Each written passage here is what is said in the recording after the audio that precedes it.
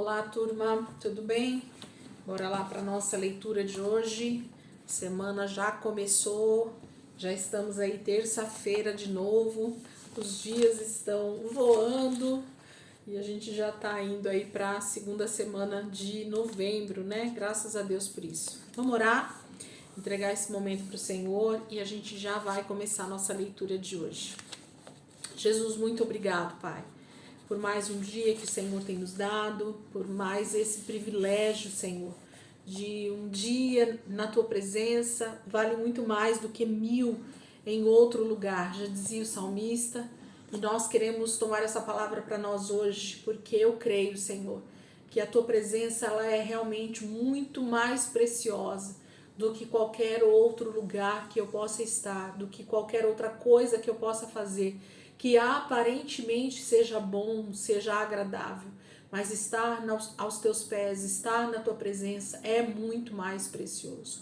Obrigada, Jesus, por esses momentos de leitura, de meditação, de entendimento na palavra. Muito obrigada, Senhor, porque nós sabemos que o nosso espírito tem sido fortalecido no Senhor e é isso que precisamos, porque os dias são maus, Pai. A tua palavra diz que o tempo se aproxima do Senhor voltar e os dias tendem a ser cada dia mais difíceis. As situações vão cada dia mais estreitando para o tempo do fim e nós, como cristãos, precisamos estar preparados espiritualmente. Nossa vida precisa estar, Senhor, realmente fundamentada, alicerçada na rocha que é o Senhor. Obrigada, Deus. Nós te louvamos e te agradecemos, Jesus, por mais esse dia, em nome de Jesus. Amém. Amém, queridos? Vamos lá então. Hoje nós vamos ler segundo dia, né, da semana 46, dia 7 de novembro. Nós vamos ler Marcos capítulo 13. Vamos pegar aqui. Ontem a gente leu três textos bem grandes. Vamos ver hoje Marcos capítulo 13. Vamos ver se é um texto grande também. Marcos 12 era grande, Marcos 13 também não é pequeno não. É um texto grande também, mas vamos ler. Marcos 13, versículo 1 diz assim: Quando ele estava saindo do templo naquele dia, um dos seus discípulos disse: Olha, mestre, que belas pedras e construções. E Jesus perguntou: Você está vendo estas construções enormes? Porque não ficará pedra sobre pedra, tudo será destruído. Jesus estava sentado no Monte das Oliveiras, do outro lado do vale, fora de Jerusalém, quando Pedro, Tiago, João e André lhe perguntaram em particular: Conta-nos, quando acontecerão aquelas coisas e que sinal haverá para anunciar quando tudo isso vai acontecer? Então Jesus lhes disse: Não deixem que ninguém engane vocês, porque muitos virão dizendo que são o Messias de vocês e enganarão a muita gente. E quando ouvirem falar em guerras, perto e longe, não tenham medo. É preciso que tais coisas aconteçam, mas ainda não é o fim. Porque nações e reinos declararão guerra uns contra os outros. Haverá terremotos em vários lugares e também fomes. Isto anunciará apenas o início da angústia. Mas quando essas coisas começarem a acontecer, tomem cuidado, porque vocês estarão correndo grande perigo. Vocês serão arrastados para os tribunais, açoitados nas sinagogas. Por minha causa, vocês serão levados diante de governadores e reis e acusarão vocês de serem meus seguidores. Esta é a oportunidade que vocês têm de contar-lhes a boa nova. E a boa nova deve primeiro tornar-se conhecida em todas as nações, antes que venha o fim. Mas quando vocês forem presos e submetidos a julgamento, não se preocupem com o que dizer em sua defesa. É só falarem o que Deus mandar. Nessa hora não serão vocês que estarão falando, e sim o Espírito Santo. Irmãos entregarão uns aos outros a morte, pois seus pais entregarão seus filhos.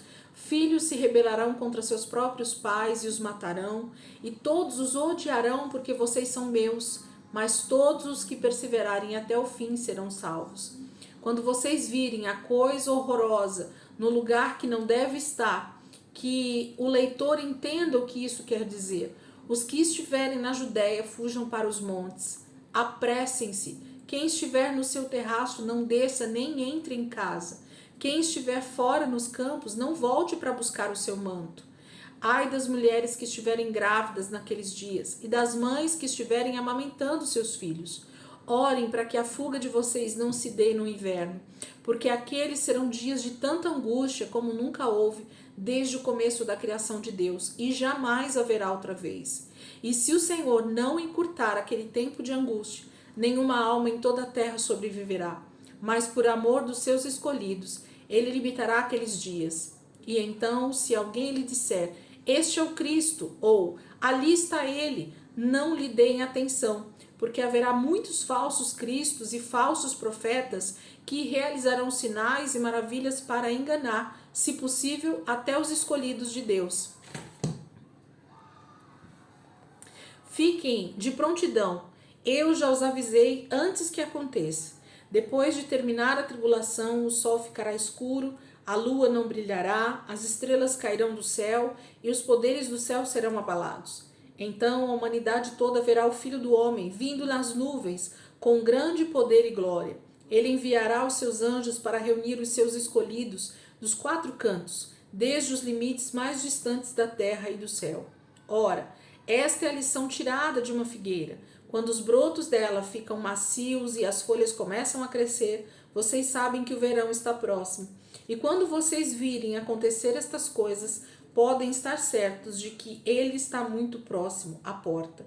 Eu lhes asseguro que não passará esta geração até que todos estes acontecimentos ocorram. Os céus e a terra desaparecerão, mas as minhas palavras permanecem para sempre. Contudo, ninguém sabe, nem os anjos no céu, nem o Filho, o dia ou a hora em que estas coisas acontecerão. Somente o Pai sabe. E já que vocês não sabem quando isso acontecerá, fiquem atentos, estejam vigilantes. Essa época pode ser comparada com um homem que sai de viagem para outro país. Ele distribui as tarefas para os seus servos e manda o porteiro ficar vigiando na espera pela volta dele. Portanto, vigiem, porque vocês não sabem quando o dono da casa voltará, se à tarde, à meia-noite, de madrugada ou pela manhã. Se ele vier de repente, que vocês não sejam encontrados dormindo, vigiem na espera da minha volta. Esta é a minha ordem a vocês e a todos os demais.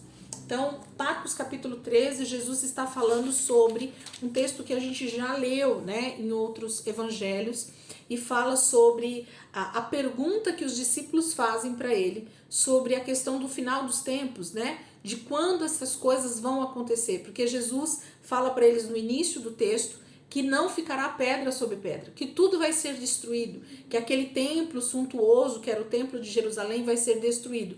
E então fica, né, uma dúvida no coração deles de que momento isso aconteceria, de quando isso aconteceria, para que eles pudessem se preparar. E Jesus diz que nem ele sabe. E ele não sabia mesmo, enquanto homem, né, enquanto ser humano, Jesus realmente não sabia do dia nem a hora. Mas a partir do momento que ele se torna o ressurreto, e senta-se à destra de Deus, até Jesus hoje em dia sabe qual é o dia do seu retorno, né? Quando ele diz isso aqui, ele está dizendo do homem Jesus, do Deus encarnado, né? Ele não sabia mesmo o dia nem a hora. Mas eu creio que hoje Jesus sabe muito bem qual vai ser o tempo em que ele vai voltar. Hoje ele tem total ciência, onipotência, né? De onisciência de tudo isso. Então era disso que ele estava falando, e ele começa aqui então mostrar algumas coisas para os seus discípulos que eles devem estar atentos ao que vai acontecer na natureza, ao que vai acontecer nas nações, ao que vai acontecer na política, ao que vai acontecer nas coisas, né, que vão acontecer ao nosso redor. E a gente então vai entendendo que o início das dores, né, ou o início da angústia que Jesus fala aqui, ele está acontecendo. Então a gente começa a estar atento aos sinais e que não sejamos enganados. Quando as pessoas disserem que Jesus está ali, Jesus está aqui, isso fala de falsos cristos, né? Falsos ungidos, falsos homens de Deus que se levantam em nome de Deus, mas que de Deus não tem nada.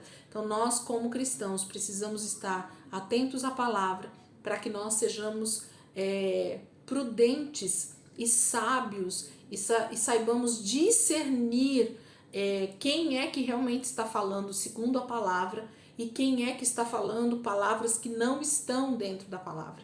Então, somente através da meditação, do estudo, da leitura bíblica é que isso pode acontecer. Então, eu digo para vocês que de agora em diante, até Jesus voltar, talvez a disciplina espiritual mais importante que o próprio Jesus está nos ensinando aqui, nos dando essa dica é: estejamos atentos dentro da palavra. A leitura bíblica, a disciplina de leitura bíblica precisa estar atuante todos os dias da nossa vida, para que a gente seja cada dia mais edificados. Elisângela, está puxando a sardinha para o teu lado aqui com a leitura bíblica. Não, não estou. O que eu estou dizendo para vocês é, se nós não conhecermos a Bíblia em profundidade, se nós formos pessoas rasas, superficiais, que medíocres, né? Se nós não formos pessoas que realmente busquem o conhecimento do que o texto bíblico está dizendo, nós vamos ser enganados por falsos mestres e falsos profetas. Porque quando você não conhece, qualquer coisa que a pessoa te falar, você vai acreditar.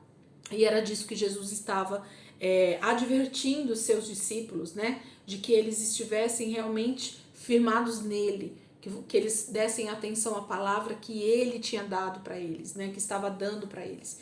E isso os fortaleceria e os deixaria firmes para não vacilarem, não serem enganados. Amém, queridos? Então, Marcos capítulo 13, né? O nosso texto de hoje. Nós vamos ficar aqui por aqui, então. Tem dia que é um pouquinho mais comprido, tem dia que é um pouquinho mais curto, né? Então, amanhã, se Deus quiser, a gente está de volta. Vai ser Mateus 24 e aí no dia seguinte Mateus 25. A gente tem, na verdade, esses 3 dias, né? Hoje, amanhã e quinta, terça, quarta e quinta, com esse mini apocalipse de Jesus, né? Jesus prega, ensina sobre o final dos tempos nesses textos que a gente vai ler nesses 3 dias.